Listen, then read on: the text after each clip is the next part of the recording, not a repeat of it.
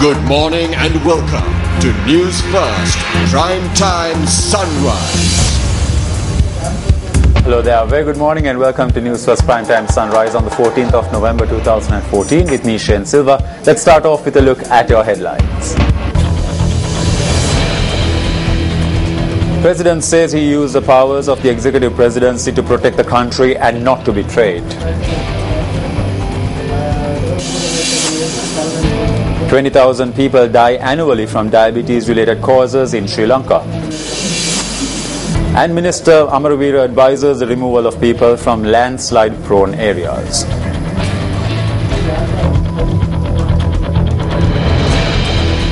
On to your stories in detail now. President Rajapaksa says that he used the powers of the executive presidency to protect the country and not to be betrayed. The head of state made this comment while addressing a function in Kandy yesterday.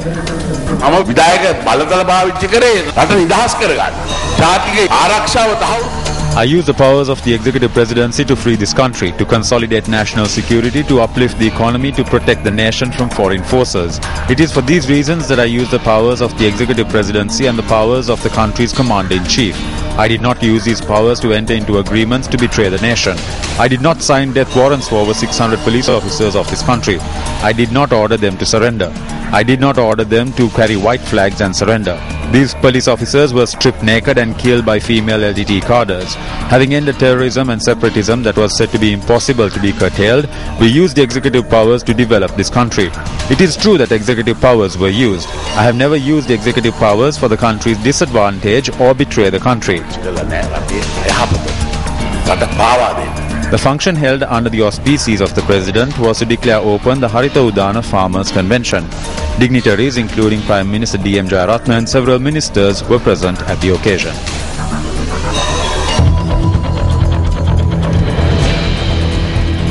The Ministry of Disaster Management states that all facilities have been provided to those affected in the Miriabad, the landslide. Minister of Disaster Management Mahinda Amaravira stated that measures have been taken to provide them with the necessary meals. We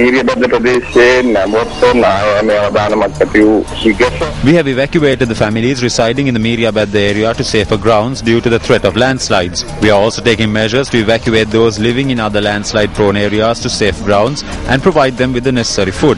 As a ministry, we are working on this. We will not let any inconvenience occur to the people. We have given the necessary instructions to the authorities in this regard. Those living in the central hills are also being evacuated.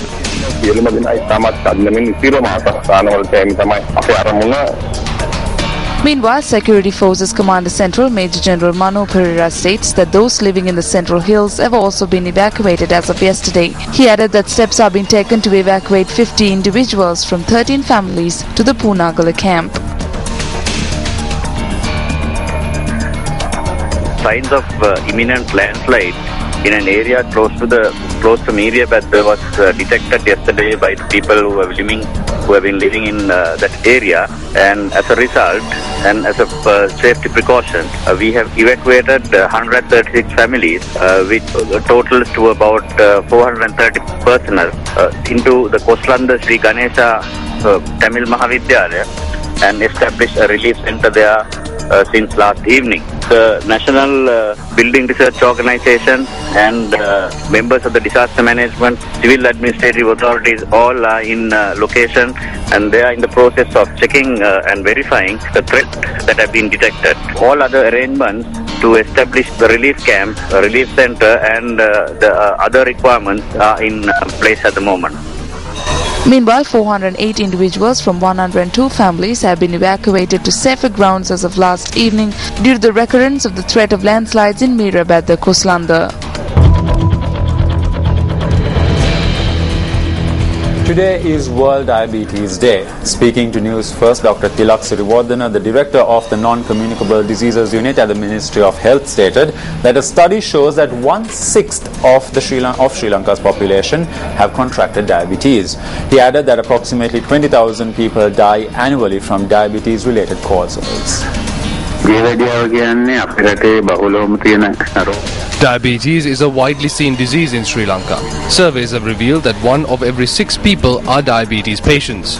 Over 20,000 individuals die owing to diabetes and diabetes-related conditions annually.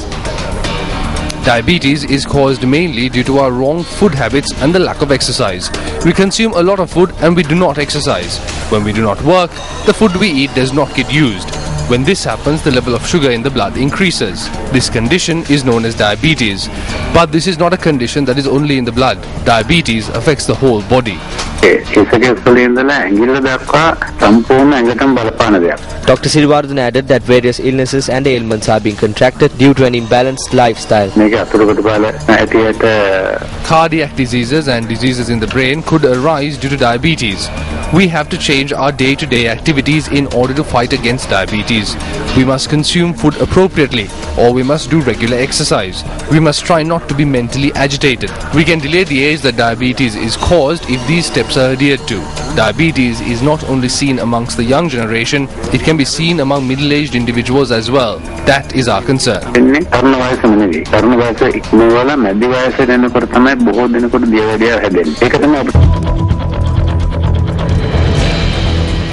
In other local news, investigations have commenced into a shooting which injured an individual down Nuge Road in Kalania last morning.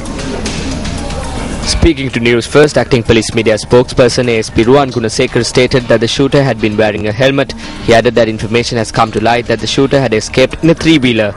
The injured individual has been identified as 34-year-old Ganganath Vishmitha, alias Yakada Ranga, a resident of the same area. He is currently receiving treatment at the intensive care unit of the National Hospital. The investigations are being headed by an assistant superintendent of police.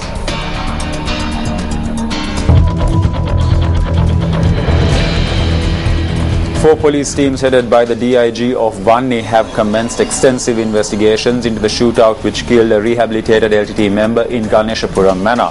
Acting police media spokesperson ASP Ruwan Gunasekara stated that the body of the victim has been sent to the Anuradhapura Teaching Hospital for a post-mortem examination. The 40-year-old former LTT member was shot dead on Tuesday night.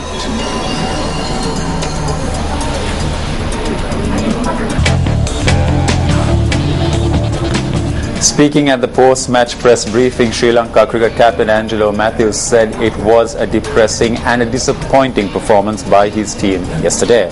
India won the fourth ODI yesterday while Indian opening batsman Rohit Sharma etched his name in the record books of cricket by becoming the first batsman to score 250-plus runs in a one-day international.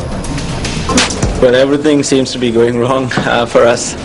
But at the moment, I think, today once again, it was depressing. It was a disappointing performance by the whole team.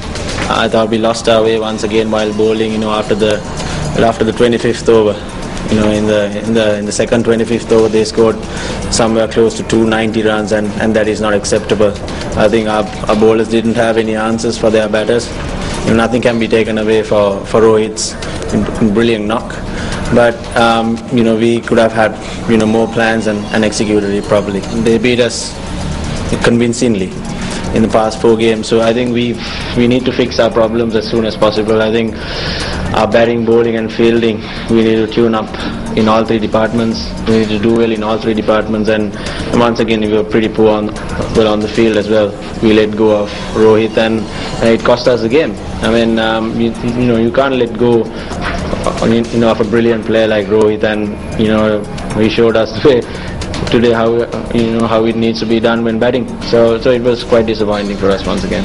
Well, in the last 25 overs, to be honest, I mean 400 is a humongous target, and we haven't batted really well. We haven't got 300 in this series, so it is a concern. I think either we bat or bowl first. It has been a concern for us, and we need to look at ways where we can score 300 plus and give our bowlers a chance.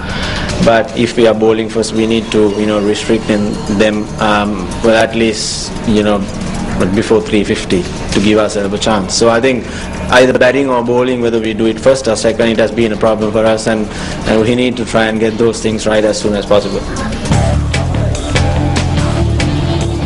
And that's a look at this edition of Newsfirst Primetime Sunrise. It is a pleasure having you with us and hope you have a great day ahead.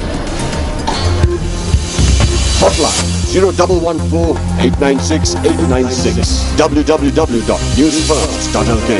Feedback at newsfirst.lk.